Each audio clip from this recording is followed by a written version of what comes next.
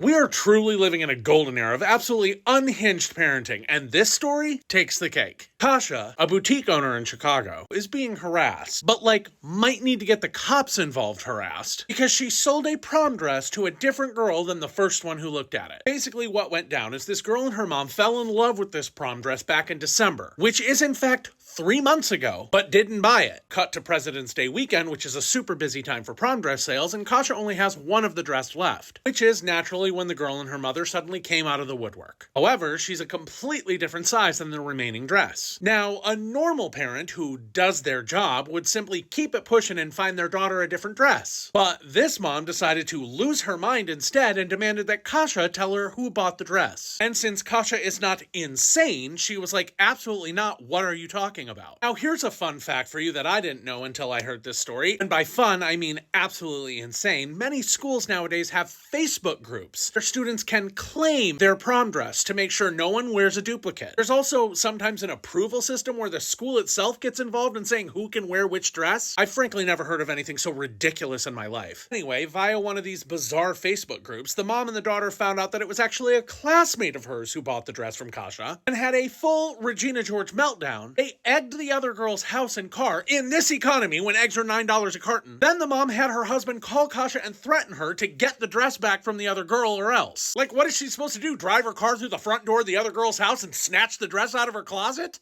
Respectfully but disrespectfully, a lot of you moms need to get a grip and then get a life. Join a book club, go to a knitting class, scream into a throw pillow until your vocal cords snap, whatever it takes to stop living vicariously through your children. Your job as a parent is to teach your child life lessons like, say, sometimes you don't get your own way, and then teach them how to manage their emotions when they say don't get the prom dress they wanted. Because it's just a prom dress. A prom dress that 15 years from now, she's going to look back on and think, oh my God, that dress was so ugly. What was I thinking? That's part of the whole prom experience. Instead, this weird mom and dad basically taught their child that bullying and harassment is the way to get what you want. Which is not parenting, by the way. It's actually neglect, which is abuse. Now their kid is going to go out in the world like a tyrant and expect everything to be handed to her. Unfortunately, given the way our world operates, it'll probably work, but here's the gag. No matter how much she amasses by Regina Georging her way through life, inside she will never be anything other than miserable. Just like her parents clearly are. And there is not a prom dress in the world that will ever fix that.